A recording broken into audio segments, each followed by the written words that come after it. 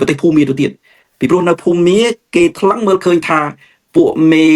អំណាចយោធានៅភូមានៅមានអំណាចលើពួកអក្រិតកម្មឆ្លងដែនទេប៉ុន្តែនៅកម្ពុជា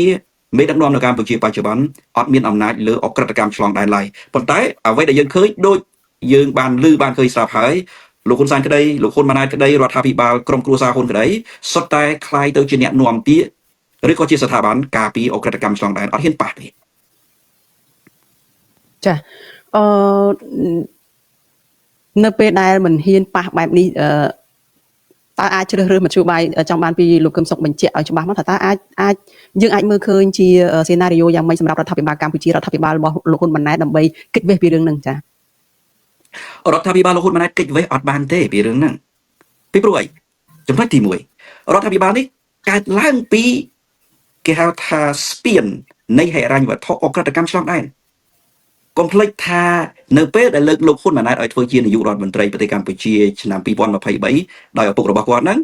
លោកហ៊ុនសែនបានរៀបបណ្ដាញអក្រិតកម្មឆ្លងដែនរួចទៅហើយដើម្បីយកលុយមកចិញ្ចឹមអំណាចក្រុមគ្រួសារហ៊ុនគឺចាប់ផ្ដើមនៅឆ្នាំ2014កន្លងមកជាបន្តបន្ទាប់គឺសុទ្ធតែជាសេដ្ឋកិច្ចនៃ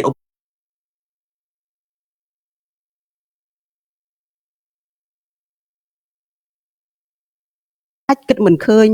ល្បិចឬក៏កិច្ចកលឬក៏សន្តានរបស់មនុស្សអាក្រក់ទេជាឆ្នេះបើសិនជាក្រុមមនុស្សអាក្រក់ជាអក្រិតជនផងប្រមូលផ្ដុំគ្នាប្រហែលជាអាចមានមធ្យោបាយកិច្ចវេះរឿងនេះដែលយើងមើលមិនឃើញដែលយើងជាមនុស្សល្អជាមនុស្សដែលស្មោះត្រង់នេះមើលមិនឃើញដូច្នេះតាមមើលទៅយើងនឹងតាមដានរឿងនេះទៀតថាតើនឹងមានការប្រែប្រួលមានវិធីមួយដែរអ្នកស្រីជីវីមានវិធីមួយដែរដែលអាចកិច្ចវេះពីបញ្ហាហ្នឹងប៉ុន្តែមិនមែនពឹងលើលោកហ៊ុនម៉ាណែតទេមិនមែនពឹងលើលោកហ៊ុនសែនទេគឺពឹងលើគណៈបកប្រជាជនកម្ពុជាជាភ្នាក់រលឹកមានន័យថាក្នុងបណ្ដាញគណៈបកប្រជាជនកម្ពុជារដ្ឋាភិបាលក្រុមគ្រួសារហ៊ុននៃលោកហ៊ុនម៉ាណែតនឹងចេះភ្នាក់រលឹកទាញមកវិញនោះមានន័យថារៀបចំផ្ទៃក្នុងឡើងវិញអ្នកដែលមានឥទ្ធិពលអាចទុកអំណាចលោកហ៊ុនសែនលោកហ៊ុនម៉ាណែតឲ្យនៅមួយកន្លែងឬក៏កាត់បន្ថយអំណាចហ៊ុនសែនហ៊ុនម៉ាណែតខ្លះសិនហើយរៀបចំរដ្ឋាភិបាលនឹងឡើងវិញរកការផ្សះផ្សាជាមួយនឹងអ្នកប្រជាធិបតេយ្យអានឹងអាចប៉ុន្តែប្រសិនបើបដ ாய் ឲ្យលោកហ៊ុនសែនលោកហ៊ុនម៉ាណែតនិងក្រុមគ្រួសារហ៊ុនអត់មានផ្លូវទេអត់មានផ្លូវក្នុងការកម្ចាត់អក្រិតកម្មឆ្លងដែនអត់មានផ្លូវបកក្រោយទេបើសិនជាទូគណៈបកប្រជាជនថាកប៉ាល់តែចុះកុំឲ្យខ្ញុំនិយាយថាទូគេថាតូចពេកថាកប៉ាល់គណៈបកប្រជាជននៅតែបដ ாய் ឲ្យលោកហ៊ុនសែនលោកហ៊ុនម៉ាណែតដឹកនាំកប៉ាល់ហ្នឹងគឺវាទៅរហូតដល់អស់ប្រេងលិចតែម្ដងទៅចប់ប៉ុន្តែប្រសិនបើឲ្យលោកហ៊ុនសែនលោកហ៊ុនម៉ាណែតនៅមួយកន្លែងសិនឲ្យគាត់ចេះស្ដាប់យោបល់អ្នកដទៃក្នុងផ្ទៃក្នុងគណៈបកប្រជាជនកម្ពុជារួចហើយបណ្ដាញផ្ទៃក្នុងហ្នឹងទាញមកវិញខ្លះអាហ្នឹងអាចរកការដោះស្រាយបញ្ហាអក្រិតកម្មឆ្លងដែននឹងបានពីព្រោះកាលណារកការផ្សះផ្សាជាមួយអ្នកប្រជាធិបតេយ្យរកកិច្ចសហប្រតិបត្តិការជាមួយសហរដ្ឋអាមេរិកអឺរ៉ុបអង់គ្លេសអីជាដើមនោះអាចដោះស្រាយបញ្ហានឹងបានប៉ុន្តែប្រសិនបើបដ ாய் ដោយសពថ្ងៃដោះស្រាយអត់ចេញទេគឺលោកហ៊ុនសែនលោកហ៊ុនម៉ាណែតបើកកប៉ាល់គណៈបកប្រជាជនហ្នឹងទាល់តែជួបព្យុះលិចតែម្ដងចាលោកកឹមសុខតាក់ទងទៅនឹងក្រុមហ៊ុន Hui One Pay របស់លោកហ៊ុនតូចាលោកហ៊ុនតូគឺជាបងជីដូនមួយរបស់លោកហ៊ុនម៉ាណែតហើយយើងដឹងទាំងអស់គ្នាថាម្ដងពេលនេះក្រុមហ៊ុននេះមិនដំណើរការទេហើយអ្នកដែលជាអតិថិជនជាម្ចាស់បំណុលហ្នឹងគឺគាត់កំពុងតែជួបបញ្ហានៅក្នុងជីវភាពគឺពួកគាត់ដកលុយមិនបានដូច្នេះគាត់ត្រូវរកមធ្យោបាយធ្វើយ៉ាងម៉េចដើម្បីឲ្យពួកគាត់នឹងអាចមានលុយចាយវាយឬក៏មានដំណើរការជីវភាពនឹងទៅតាមធម្មតាដើម្បីរងចាំថាតើមានចំណាត់ការណាមួយឬក៏វិធានការណាមួយដែលខាងអាជ្ញាធរនឹងបញ្ជាក់ថាតើត្រូវដោះស្រាយយ៉ាងម៉េចចាធនាគារជាតិនៃកម្ពុជាចាបានលើកឡើងថាការដែលដកអាជ្ញាប័ណ្ណរបស់ក្រុមហ៊ុនHui One Pay របស់លោកហ៊ុនតូនេះគឺដើម្បីធានាសុវត្ថិភាពនៅក្នុងប្រព័ន្ធធនាគារនៅកម្ពុជាហើយតាក់ទងទៅនឹងការផ្ទេរសាច់ប្រាក់ប្រតិបត្តិការសាច់ប្រាក់ផ្សេងៗហ្នឹងគឺការដែលក្រុមហ៊ុនHui One Pay នោះមានសេវាកម្មឬក៏មានប្រតិបត្តិការរូបិយប័ណ្ណ crypto នោះគឺជាប្រតិបត្តិការដែលខុសច្បាប់ដែលអាចនឹងធ្វើឲ្យមានផលប៉ះពាល់ទៅដល់ប្រតិបត្តិការការងាររបស់បណ្ដាញធនាគារផ្សេងៗនៅក្នុងចង្កោមនៃធនាគារជាតិនៃកម្ពុជាហ្នឹងហើយមួយវិញទៀតហ្នឹងធនាគារជាតិនៃកម្ពុជាបញ្ជាក់ថាធនាគារជាតិហ្នឹងស្នើឲ្យម្ចាស់បំណុលនោះមានន័យថាគឺជាអតិថិជនជាសាធារណជនដែលអះអាងថាខ្លួនហ្នឹងកំពុងតែពាក់ព័ន្ធជាមួយនឹងគ្រឹះស្ថានទូទាត់សេវាសាច់ប្រាក់ Hui One Pay ហ្នឹងឲ្យទៅកាន់ធនាគារជាតិនៃកម្ពុជាហ្នឹងដើម្បីគាត់រកដំណោះស្រាយហើយ ថាតើគេអាចនឹងធ្វើបានអ្វីខ្លះនៅក្នុងរឿងនេះធនាគារជាតិនៅកម្ពុជាមិនបានបញ្ជាក់ថាតើនឹងធ្វើអ្វីពិតប្រាកដទេប៉ុន្តែគេឲ្យយកអត្តសញ្ញាណប័ណ្ណឲ្យយកឯកសារអីដែលបញ្ជាក់ថាខ្លួនឯងនឹងមានជាប់ពាក់ព័ន្ធនឹងក្រុមហ៊ុន Hui One Pay ដែលជាម្ចាស់បំណុលឬក៏ជាអ្នកដែលមានលុយមានប្រាក់នៅក្នុងធនាគារនឹងដើម្បីទៅជួបធនាគារជាតិនៃកម្ពុជាប៉ុន្តែមិនការធ្វើបែបហ្នឹងមានដំណោះស្រាយណាទេចាការធ្វើបែបហ្នឹងជាលេសទេពីព្រោះអីពីព្រោះទិន្នន័យរបស់អតិថិជនមានអស់ហើយធនាគារនោះដូច្នេះវាគ្រាន់តែថាឲ្យអតិថិជនយកអត្តសញ្ញាណប័ណ្ណយកប័ណ្ណបើកបរឬអីចឹងណាជាការសម្គាល់អតិថិជនហ្នឹងទៅធនាគារឬទៅអាជ្ញាធរវាគ្រាន់តែជាលេសទេលេសពន្យាពេលម្ដងហើយម្ដងទៀតដដែលហើយដដែលទៀតប៉ុន្តែការបង្កកនេះណាប្រសិនតែអត់មានលក្ខខណ្ឌច្បាស់លាស់ដើម្បីបញ្ជាក់ទៅអតិថិជនទេការបង្កកនេះគឺសម្រាប់ការពៀនលុយរបស់អង្គការហ៊ុនតូប៉ុណ្ណោះមានន័យថាប្រមូលលុយឬក៏បង្កកលុយនឹងទុកឲ្យអង្គការហ៊ុនតូឬទុកឲ្យក្រុមគ្រួសារហ៊ុនដែលជាម្ចាស់ក្រុមហ៊ុននឹងតែម្ដងអត់បានចែកចាយទៅអតិថិជនទេហើយអតិថិជនចេះតែនាំគ្នាយកអត្តសញ្ញាណប័ណ្ណទៅអាជ្ញាធរទៅធនាគារជាតិទៅអីចឹងទៅចេះតែទៅរាប់ខែចឹងទៅអត់មានដំណោះស្រាយទេអញ្ចឹងដំណោះស្រាយដែលល្អទី1វាទាល់តែរដ្ឋាភិបាលដែលកំពុងដឹកនាំប្រទេសហ្នឹងណាបើកឲ្យអតិថិជនប្រើសេវាហ្នឹងក្នុងរយៈពេល1កុំឲ្យផ្ដាច់ភ្លាមប្រើក្នុងរយៈពេល1ដែលគាត់អាចដោះស្រាយជីវភាពរបស់គាត់បានហើយអាប្រព័ន្ធធនាគារ Hui One Pay ហ្នឹងណាត្រូវគ្រប់គ្រងដោយធនាគារជាតិទៅគ្រប់គ្រងដំណើរការហ្នឹងដើម្បីកុំឲ្យប្រតិបត្តិការដែលជាម្ចាស់ក្រុមហ៊ុនហ្នឹងដកលុយឬក៏យកលុយទៅធ្វើអក្រិតកម្មផ្សេងទៀតធ្វើបែបហ្នឹងបានមិនប៉ះពាល់អតិថិជនទី2បន្ទាប់ពីប្រាប់អតិថិជនថាអាចប្រើសេវាក្នុងរយៈពេលឧទាហរណ៍1ខែឬក៏2ខែឬក៏3ខែដើម្បីកុំឲ្យប៉ះពាល់អតិថិជនណាខ្ញុំមិនដឹងថាប្រហែលខែទេតើតែសួរអតិថិជនហើយដូច្នេះហើយក្រុមហ៊ុននេះអាចបង្កកក្នុងបរិមាណមួយចំនួនធំអីចឹងទៅហើយបង្កកហ្នឹងជូនដំណឹងទៅអតិថិជនឲ្យច្បាស់ថាបង្កកដើម្បីដោះស្រាយបញ្ហាជូនអតិថិជនដដែលអតិថិជនដែលរងគ្រោះខាតបង់អីហ្នឹងដោះស្រាយជូនពួកគាត់ដោយយុត្តិធម៌តាមដំណើរការច្បាប់ធ្វើអញ្ចឹងទើបមិនប៉ះពាល់អតិថិជននិងមានទំនុកចិត្តសម្រាប់អតិថិជនប៉ុន្តែបើគ្រាន់តែបង្កកលុយហើយអតិថិជនយកអត្តសញ្ញាណប័ណ្ណទៅបង្ហាញរាប់ខែអ្នកខ្លះក្រុមហ៊ុនខ្លះបង្ហាញរាប់ឆ្នាំមិនដឹងមានដំណោះស្រាយផងហ្នឹងក្រុមហ៊ុនលេងចន្ទនាក្រុមហ៊ុនផ្សេងទៀតបោកប្រាស់បង្ហាញអត្តសញ្ញាណប័ណ្ណ2-3 ឆ្នាំហើយមិនទាន់មានដំណោះស្រាយអញ្ចឹងវាទៅជាដំណើរហ្នឹងគ្រាន់តែបង្កកលុយយកលុយហ្នឹងទៅឲ្យលោកហ៊ុនតូដដែលយកលុយហ្នឹងទៅឲ្យក្រុមគ្រួសារហ៊ុនដដែលអតិថិជនស្កកហើយត្រូវគេបោកប្រាស់មួយជាន់ទៀតណាអាហ្នឹងគេបង្កកលុយយកបោកប្រាស់អតិថិជនមួយជាន់ទៀតចានេះគឺជាការអះអាងរបស់លោកកឹមសុខចាប៉ុន្តែចំពោះធនាគារជាតិវិញចាគឺគេអះអាងថាចាគេទុករយៈពេលឲ្យអតិថិជនរបស់ធនាគាររបស់ក្រុមហ៊ុន Hui One Pay ហ្នឹងគឺខ្ទង់ជា10ថ្ងៃទេគឺចាប់ពីថ្ងៃទី8រហូតដល់ថ្ងៃទី19ខែធ្នូចាគឺអាចទៅបង្ហាញខ្លួនយកឯកសារអីពាក់ព័ន្ធថាខ្លួនឯងហ្នឹងមានប្រាក់បញ្ញើឬក៏មានពាក់ព័ន្ធរឿងរ៉ាវផ្សេងៗជាមួយនឹងក្រុមហ៊ុន Hui One Pay នេះចាលោកកឹមសុខចំពោះសេចក្តីរាយការណ៍របស់លោកជុនច័ន្ទបុតមុននេះយើងបានឮពីខាងអ្នកស្រីមូសុខហួរបានជំរុញឲ្យអតិថិជនដែលជាសាធារណជនជាអ្នកដែលប្រើប្រាស់សេវារបស់ក្រុមហ៊ុន Hui One Pay ហ្នឹងឬក៏ក្រុមហ៊ុនផ្សេងទៀតជាធនាគារដែលប្រតិបត្តិការពាក់ព័ន្ធនឹងបទល្មើសឧក្រិដ្ឋកម្មឆបោកតាមអនឡាញហ្នឹងឲ្យទៅប្តឹងទៅក្រៅប្រទេសចាក្នុងនោះគាត់បានលើកឡើងថាទៅរដ្ឋាភិបាលសហរដ្ឋអាមេរិកទៅរដ្ឋាភិបាលនៃចក្រភពអង់គ្លេសជាពិសេសទាំងពីរហ្នឹងដើម្បីឲ្យគេអាចទូទាត់ប្រាក់មកពួកគាត់វិញតើអាចធ្វើចឹងកើតទេចា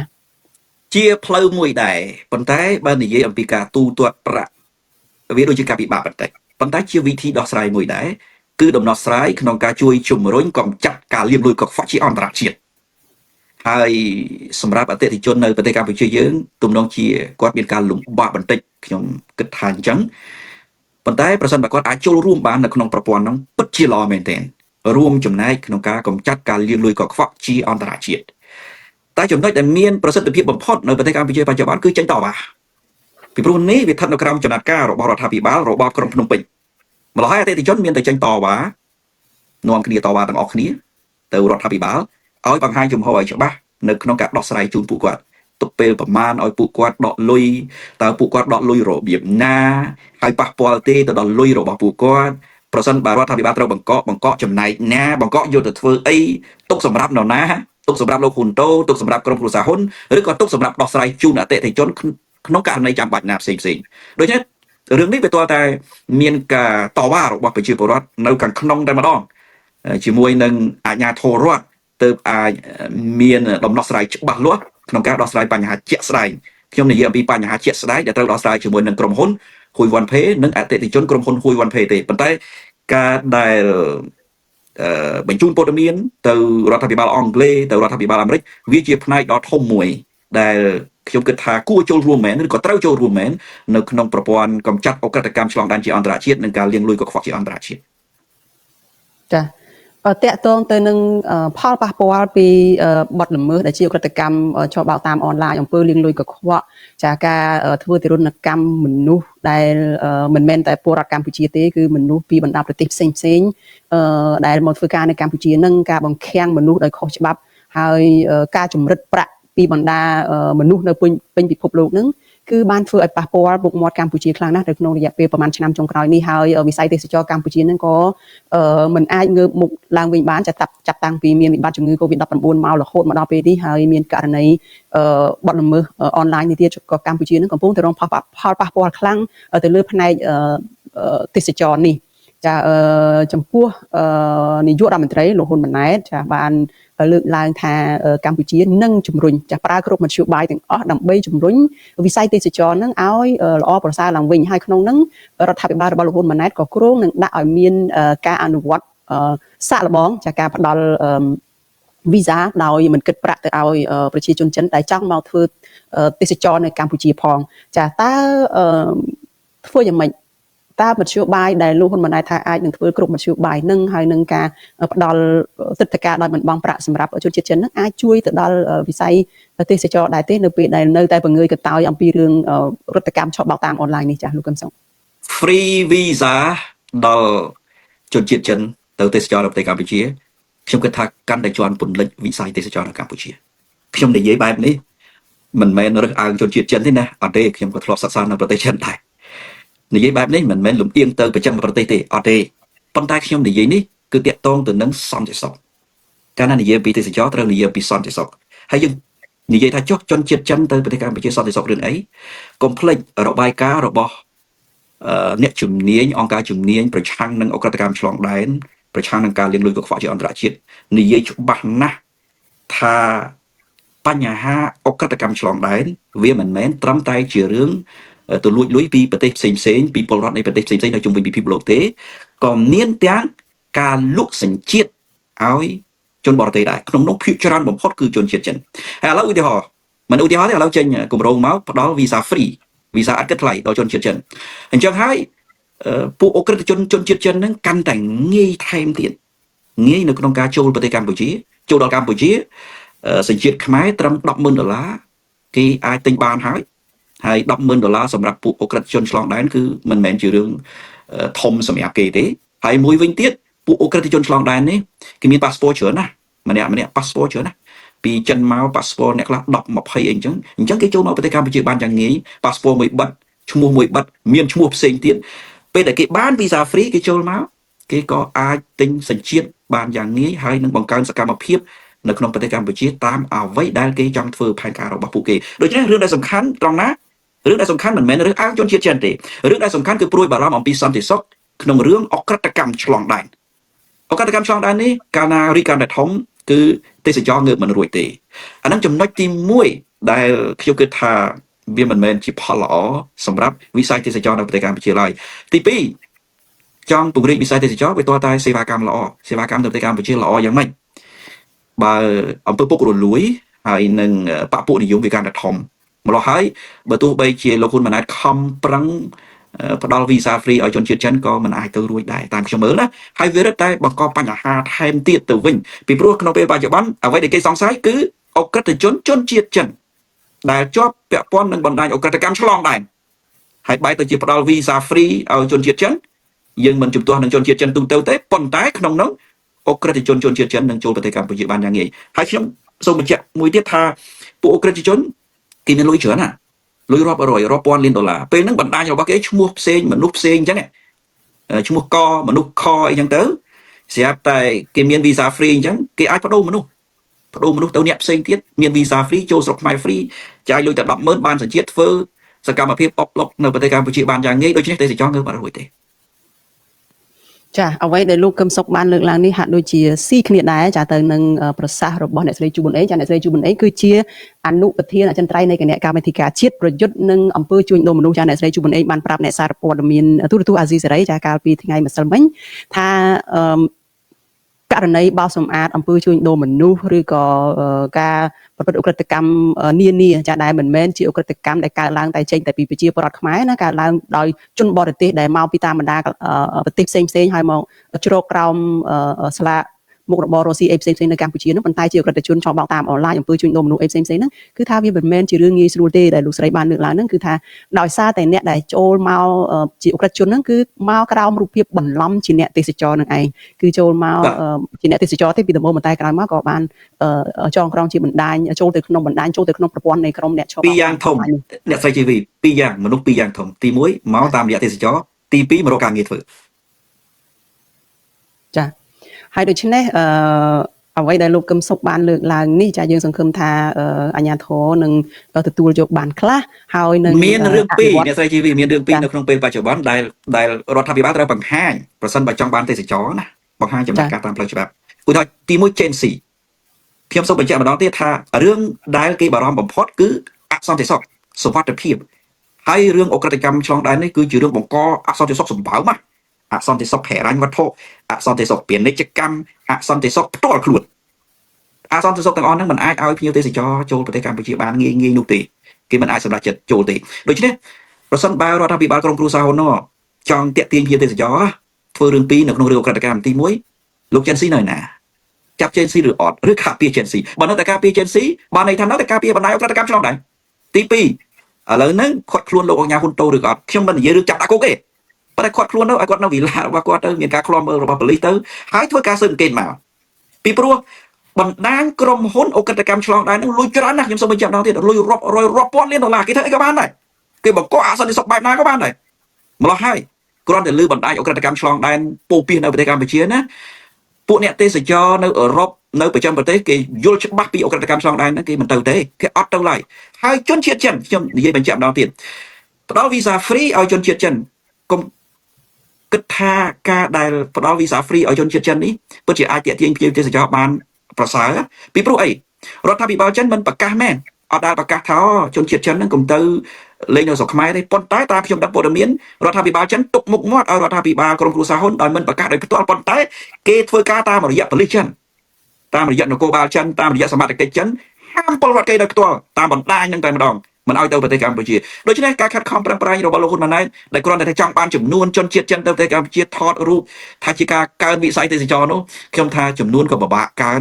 នតិចតួចមែនក៏ប៉ុន្តែគុណភាពនៃការប្រមូលផលពីវិស័យទេសចរក៏ទៅមិនរួចដែរចាអរគុណច្រើនលោកកឹមសុខចាដែលបានផ្ដល់សម្ភារយ៉ាងក្បោះក្បាយតាក់ទងទៅនឹងព្រឹត្តិការណ៍តាក់ទងការបង្ក្រាបក្រិតជនឆបោកតាមអនឡាញនៅក្នុងរយៈពេល1អាទិត្យកន្លងមកនេះហើយយើងនឹងតាមដានរឿងនេះទៀតហើយយើងនឹងខ្ញុំសូមថែមមួយម៉ាត់ពីរទៀតបានអ្នកស្រីជីវីខ្ញុំសូមថែមមួយម៉ាត់ពីរទៀតឧទាហរណ៍ក្រុមហ៊ុនហ៊ុយវ៉ាន់ផេរបស់អង្គការហ៊ុនតូគ្រាន់តែចេញកាឡាមកគឺធ្វើឲ្យគេដឹងភ្លាមថាកម្ពុជាក្រោមការដឹកនាំរបស់ក្រុមគ្រួសារហ៊ុនអត់មានសន្តិសុខទេនៅត្រង់ណាហ៊ុយវ៉ាន់ផេត្រូវដកអាជ្ញាប័ណ្ណជាង1ឆ្នាំហើយរំលាយចោលទៅទៀតរួចហើយឥឡូវមានបញ្ហាហ៊ុយវ៉ាន់ផេដដែលបែរទៅជាត្រឹមតែដូរឈ្មោះពីហ៊ុយវ៉ាន់ផេទៅ H Pay បានន័យថាជាបណ្ដាញអក្រិតកម្មទៅហើយលាងលុយកខ្វក់ទៅហើយដូរឈ្មោះឲ្យរកស៊ីដដែលនោះមានន័យថាម៉េចមានន័យថាប្រតិបត្តិការសំខាន់ដែលលាងលុយកខ្វក់នៅដដែលប្រព័ន្ធលាងលុយកខ្វក់នៅដដែលដូរតែឈ្មោះអញ្ចឹងមានន័យថាអំពើអក្រិតកម្មនៅដដែលអសន្តិសុខសង្គមក៏មាននៅតែដដែលដែរហើយខ្ញុំឧទាហរណ៍ចុងក្រោយមួយចុះថាដូចជារដ្ឋាភិបាលក្រុមគ្រួសារហ៊ុនអញ្ចឹងណាគ្រាន់តែដូរពីហ៊ុនសែនទៅហ៊ុនម៉ាណែតប៉ុន្តែប្រព័ន្ធនៃការសម្លាប់ប្រជាធិបតេយ្យនៅដដែលការមិនគោរពសិទ្ធិមនុស្សនៅដដែលបំផ្លាញសង្គមស៊ីវិលនៅដដែលប្រព័ន្ធបិទសារព័ត៌មានឯករាជ្យនៅដដែលអញ្ចឹងប្រព័ន្ធវានៅដដែលអត់មានអីដោះស្រាយចេញទេបានន័យថាវានៅតែប្រព័ន្ធអក្រិតកម្មដដែលដូច្នេះអសន្តិសុខក៏វានៅតែដដែលនឹងរីកធំជាងមុនទៅទៀតពីព្រោះប្រព័ន្ធនោះវានៅតែដដែលហើយកាន់តែមានភាពសកម្មនៅក្នុងការប្រព្រឹត្តអក្រិតកម្មអរគុណច្រើនចាអរគុណច្រើនលោកកឹមសុខហើយមែនតើទៅមកដល់ពេលនេះចាក្រុមហ៊ុនហ៊ុយវ៉ាន់ផេរបស់លោក ហ៊ុនតូនេះចាយើងមិនទាន់មានការឆ្លើយតបយ៉ាងណាពីលោកហ៊ុនតូទេថាតើការចោទប្រកាន់ថាពាក់ព័ន្ធនឹងក្រកម្មឆបោកតាមអនឡាញអីនឹងរឿងរ៉ាវជួញដូរមនុស្សអំពើចាប់ចម្រិតអីអស់នេះតើជាប់ពាក់ព័ន្ធយ៉ាងណាខ្លះនោះចាគឺយើងមិនទាន់បានដឹងច្បាស់ថាយ៉ាងណានៅឡើយទេហើយខាងអ្នកខ្លំមើលសង្គមនឹងក៏បានជំរុញដែរថាដោយលោកកឹមសុខលើកឡើងអញ្ចឹងគឺថាសូមឲ្យមានការស៊ើបអង្កេតឲ្យបានជាក់លាក់មកថាតើរឿងនឹងខ្មៅយ៉ាងម៉េចសយ៉ាងម៉េចឲ្យបានដឹងច្បាស់មកគឺដើម្បីឲ្យពលរដ្ឋបានអស់ចិត្តជាពិសេសអ្នកដែលរងគ្រោះនឹងឲ្យគាត់បានដឹងថាតើរឿងរ៉ាវយ៉ាងណាខ្លះអ្នកដែលបានប្រព្រឹត្តពិតជាបានទទួលនៅទុកទោស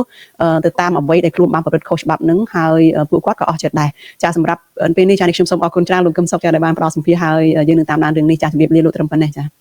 បាទជំរាបលាបាទជាចាដែលដឹកនាំដល់រដ្ឋាភិបាលលោកហ៊ុនម៉ាណែតនេះអាចនឹងចាប់ខ្លួនជនល្មើស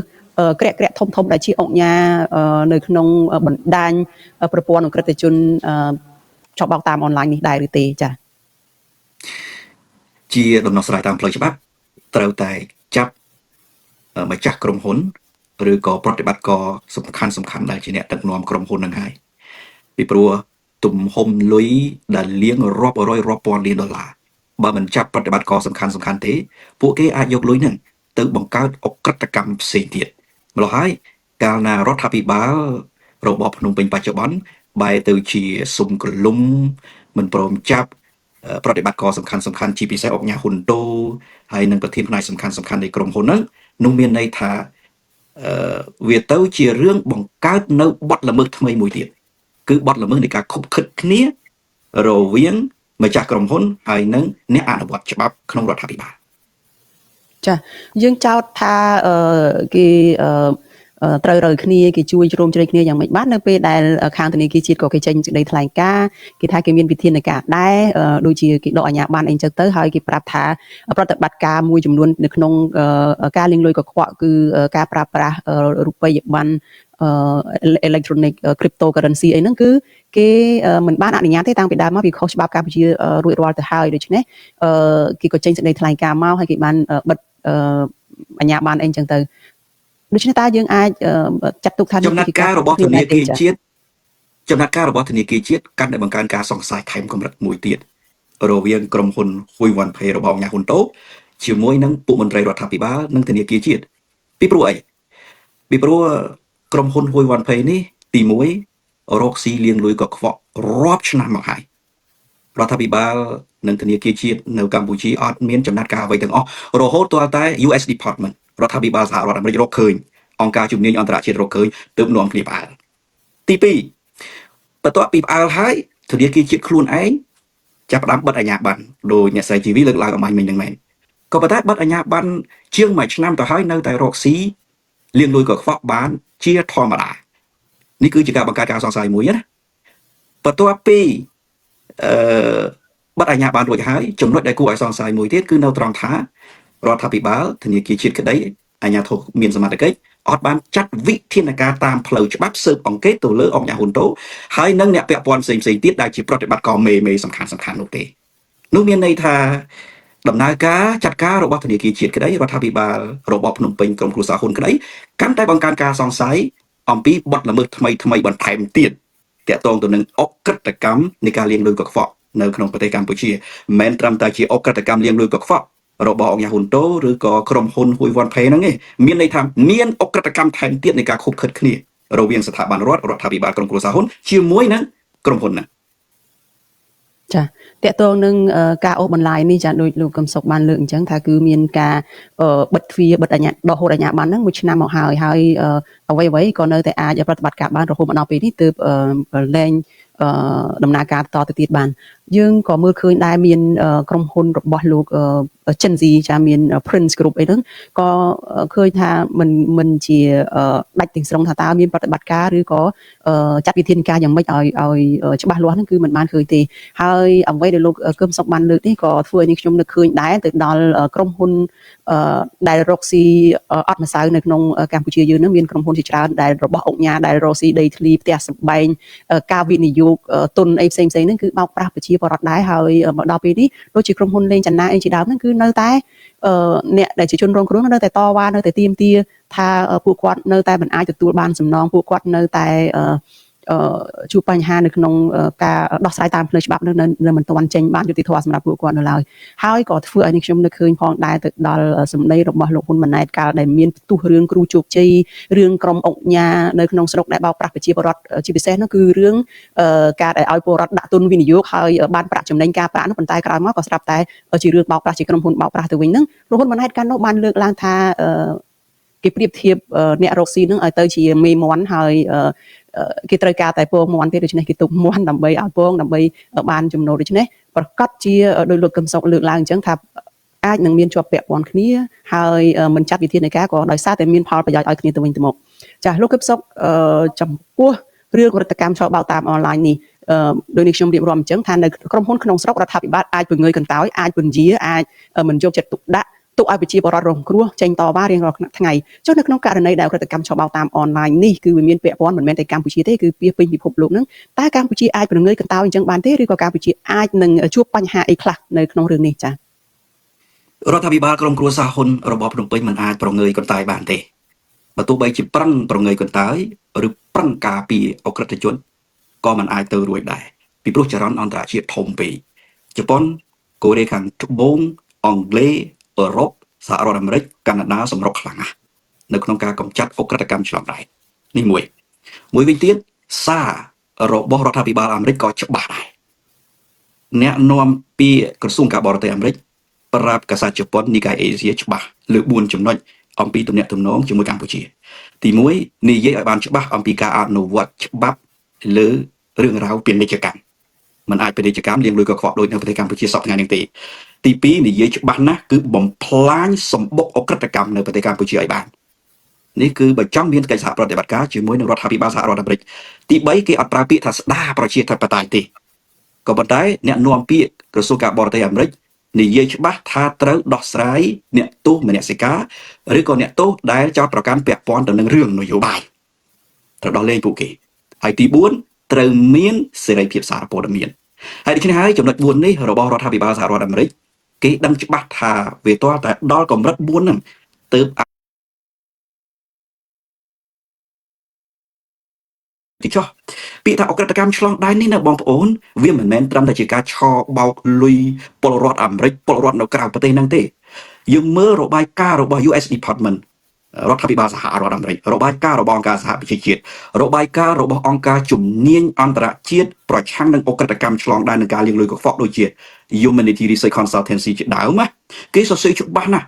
ថាវាមានបណ្ដាញតាំងពីពួកម៉ាហ្វ្យានៅចិនពួកម៉ាហ្វ្យានៅភូមាពួកម៉ាហ្វ្យានៅប្រទេសផ្សេងទៀតសហការជាមួយអ្នកមានអំណាចនៅកម្ពុជាហើយពួកម៉ាហ្វ្យាទាំងអស់ហ្នឹងមិនមែនបង្កើតតែក្រុមហ៊ុនបោកប្រាស់លាងលុយពីក្រៅប្រទេសទេគឺបង្កើតក្រុមហ៊ុននៅក្នុងស្រុកហ្នឹងឯងក្រុមហ៊ុននៅក្នុងស្រុកហ្នឹងយើងឃើញមានក្រុមហ៊ុនបោកប្រាស់ជាច្រើនដូចអ្នកស្រីជីវីលើកឡើងអំបញ្ញមិញហើយចំណុចមួយទៀតដែលខ្ញុំសូមរំលឹកជូនបងប្អូនណាសូមបីតែការលក់អត្តសញ្ញាណប័ណ្ណសូមទោះលក់សញ្ជាតិខ្មែរហ្នឹងណាក៏ជាផ្នែកមួយនៃការលាងលុយកខ្វក់ក្នុងបណ្ដាញអក្រិតកម្មឆ្លងដែនដែរខ្ញុំភ្លេចទិន្នន័យទៅប៉ុន្តែក្នុងរបាយការណ៍របស់ Humanity Research Consultancy គេនិយាយថានៅប្រទេសភូមាហើយនៅប្រទេសកម្ពុជាហ្នឹងគឺគេលក់សញ្ជាតិហ្នឹងរាប់ម៉ឺនឯណោះទៅឲ្យជនជាតិជាពិសេសចិនហើយដូច្នេះហើយអាបណ្ដាញអក្រិតកម្មឆ្លងដែនគឺជាបញ្ហាធំនៅក្នុងប្រទេសកម្ពុជាហើយมันអាចចេះតែរដ្ឋាភិបាលគ្រប់គ្រងប្រទេសបច្ចុប្បន្ននោះប្រងើយកន្តើយបានទេប្រសិនបើមិនកម្ចាត់តាមនយោបាយដែលចង់មានកិច្ចសហប្រតិបត្តិការជាមួយសហរដ្ឋអាមេរិកក៏គេមិននៅស្ងៀមដែរហើយបណ្ដាញរបស់សហរដ្ឋអាមេរិកឥឡូវកាន់តែធំក្នុងរឿងកម្ចាត់អក្រិតកម្មឆ្លងដែនមួយវិញទៀតខ្ញុំចង់បញ្ជាក់ថាអក្រិតកម្មឆ្លងដែននេះណាវាគ្រោះថ្នាក់ដោយភេរវកម្មអញ្ចឹងពីមុនភេរវកម្មអាវុធប៉ុន្តែបណ្ដាញអក្រិតកម្មឆ្លងដែននេះត្រូវគេចាត់ទុកថាជាភេរវកម្មដ៏ទំនើបថ្មីមួយដែលគួរឲ្យខ្លាចពីព្រោះលុយច្រើនពេកគ្រាន់តែលួចលុយពីពលរដ្ឋអាមេរិកគេរកឃើញត្រឹមតែគេរកឃើញគេរកមិនទាន់ឃើញគេកុំទាន់និយាយគេរកឃើញចេនស៊ី$15,000 លានទៅហើយយើងគិតមើលលុយ$15,000 លានអាចទៅបំផ្ទុះកំទេចប្រទេសតូចតាចណាមួយក៏បានដែរគេប្រើលុយហ្នឹងអញ្ចឹងហើយវាជាប្រព័ន្ធភេរវកម្មទំនើបមួយដែលគួរឲ្យខ្លាចបំផុតក្នុងសម័យបច្ចុប្បន្នដែលគេអាចនិយាយថាជាសង្គ្រាមភេរវកម្មមួយដែលគេប្រើលុយសម្ងាត់ប្រើលុយតាមរបៀបអក្រិតកម្មឆ្លងដែនចាដូច្នេះអ្វីដែលលោកកឹមសុខបានលើកឡើងនេះគឺมันអាចស្ងៀមបានទេនៅពេលដែលมันអាចស្ងៀមនឹងថាតើអាចបន្លែបន្លំបានទេអាចចាត់វិធានការគ្រាន់តែជាលេសជាខែលបានទេដោយក្នុងករណីដែលកើតមាន បាត់ល្មើសនានាក្រុមហ៊ុនឆបោកនៅក្នុងស្រុកដែលប្រជាពលរដ្ឋនៅតែនឹងហៅរកយុត្តិធម៌សោះនោះប៉ុន្តែអាជ្ញាធរថាបានចាត់វិធានការហើយបានចាប់មនុស្សដែលជាប្រធានក្រុមហ៊ុនដាក់ពន្ធនាគារហើយអីហើយអញ្ចឹងប៉ុន្តែវាដូចជាគ្រាន់តែជាការបង្ហាញឲ្យឃើញមួយជ្រុងអញ្ចឹងតើអាចធ្វើអញ្ចឹងបានទេបន្លែបន្លំគេបានមិនអាចបន្លំបានទេមុនទេចាមិនអាចបន្លំបានទេពីព្រោះរបាយការណ៍គ្រប់របាយការណ៍ទាំងអស់ទាំងរបាយការណ៍ US Department រដ្ឋាភិបាលសហរដ្ឋអាមេរិកទាំងរបាយការណ៍របស់អង្គការជំនាញអន្តរជាតិធំចំណាក់ការដែលរដ្ឋាភិបាលរបស់ភ្នំពេញធ្វើតែទៅលើមនុស្សកំពេចកំប៉ុកអត់បានចាត់ការអ្នកពាក់ព័ន្ធធំអត់បានចាត់ការពួកអង្គការធំអត់បានចាត់ការលើមន្ត្រីរដ្ឋាភិបាលធំក៏អត់បានចាត់ការលើអក្រិតជនពីក្រៅប្រទេសដែលកំពុងតែមានឥទ្ធិពលនៅប្រទេសកម្ពុជារហូតដល់គេនិយាយថាបច្ចុប្បន្នកម្ពុជាពួកអក្រិតកម្មបណ្ដាញអក្រិតកម្មឆ្លងដែនឬក៏អក្រិតជនឆ្លងដែនហ្នឹងត្រឹមតែមានឥទ្ធិពលទេប៉ុន្តែទៅថ្ងៃអនាគតពួកហ្នឹងគឺជាអ្នកដឹកនាំកម្ពុជាតែម្ដងហើយរដ្ឋាភិបាលបច្ចុប្បន្នប្រសិនបើនៅបន្តក្រុមគ្រួសារហ៊ុនហ្នឹងគ្រាន់តែជាអ្នកចាំធ្វើតាមពួកបណ្ដាញអក្រិតជនអន្តរជាតិតែប៉ុណ្ណោះដូច្នេះគេឃើញច្បាស់ថារឿងនេះមិនអាចបន្លំគេបានទេពីព្រោះរបាយការណ៍របស់គេស្រាវជ្រាវមានបែបផែនបែបបត់ត្រឹមត្រូវហើយមានសំអាងច្រើនណាស់មិនមែនមនុស្សកប៉ិកកប៉ុកអាចធ្វើបានទេបណ្ដាញស្រាវជ្រាវរបស់គេមានអង្គការជំនាញរាប់រយនៅក្នុង reference របស់គេចាចុះអាចចេះបានដែរទេលោកកឹមសុខអាចមានវិធីអីផ្សេងទៀតទេឧទាហរណ៍ដូចថាពេលកន្លងមកនេះនៅពេលដែលសហគមន៍អន្តរជាតិមានទាំងអឺរ៉ុបមានទាំងសហរដ្ឋអាមេរិកនិងបណ្ដាប្រទេសប្រជាធិបតេយ្យមួយចំនួនទៀតហ្នឹងជំរុញរដ្ឋាភិបាលកម្ពុជាហ្នឹងកែលម្អសិទ្ធិមនុស្សកែលម្អប្រជាធិបតេយ្យដើម្បីឲ្យខ្លួនហ្នឹងបានជំនួយពីបរទេសមកបន្តទៀតជាថវិកាសម្រាប់ថវិកាជាតិផងជាជំនួយសម្រាប់ប្រជាពលរដ្ឋដែលគាត់ត្រូវការជំនួយនឹងផងហើយនឹងជំនួយផ្នែកពាណិជ្ជកម្មដែលមានការបន្ធូរបន្ថយពន្ធអីជាដើមហ្នឹងគឺគេបានដាក់លក្ខខណ្ឌអញ្ចឹងប៉ុន្តែរដ្ឋាភិបាលកម្ពុជាជ្រើសរើសយកមិនអនុវត្តរឿងហ្នឹងទេគឺនៅតែបន្តចាប់ខ្លួនសកម្មជនបកប្រឆាំងដាក់ពន្ធនាគារបន្តបិទសិទ្ធិសេរីភាពប្រជាពលរដ្ឋបិទមាត់ប្រជាពលរដ្ឋខ្លួនឯងហើយបន្តធ្វើរឿងរ៉ាវជាច្រើនទៀតដែលជាការរំលោភសិទ្ធិមនុស្សជាប្រព័ន្ធដែលធ្វើឡើងដោយអាជ្ញាធររដ្ឋហ្នឹងគឺនៅតែបន្តធ្វើទេហើយបិទភ្នែកបញ្ជាក់ថាខ្លួនមិនត្រូវការជំនួយទាំងអស់ហ្នឹងទេដោយចោទថាជាជំនួយដែលមានការរំលោភបំពានទៅលើអធិបតេយ្យភាពកម្ពុជាជាដើមហើយក៏ជ្រើសរើសយកវិធីមួយបន្តការគ្រប់គ្រងបែបដូចបច្ចុប្បន្នហ្នឹងទៅហើយមិនត្រូវការជំនួយមិនត្រូវការអីទេពីខាងក្រៅហ្នឹងតើអាចមានវិធីណាដែលគេអាចគេចទៅអញ្ចឹងគេធ្វើដូចឥឡូវហ្នឹងបានដែរទេចា៎គេខិតខំប្រឹងប្រែងធ្វើបែបហ្នឹងគេព្យាយាមបដិសេធជំនួយស្របច្បាប់កិច្ចសហប្រតិបត្តិការក្នុងតម្លៃនៃការការពារសិទ្ធិមនុស្សប្រជាធិបតេយ្យគេកិច្ចពីរឿងទាំងអស់ហ្នឹងមែនតើទៅគេព្យាយាមកិច្ចទៀតមិនអាចហ៊ានសាកសាខ្ញុំមើលឃើញថាមកពីបណ្ដាញអក្រិតកម្មឆ្លងដែននៅប្រទេសកម្ពុជាវាដល់កម្រិតដែលជា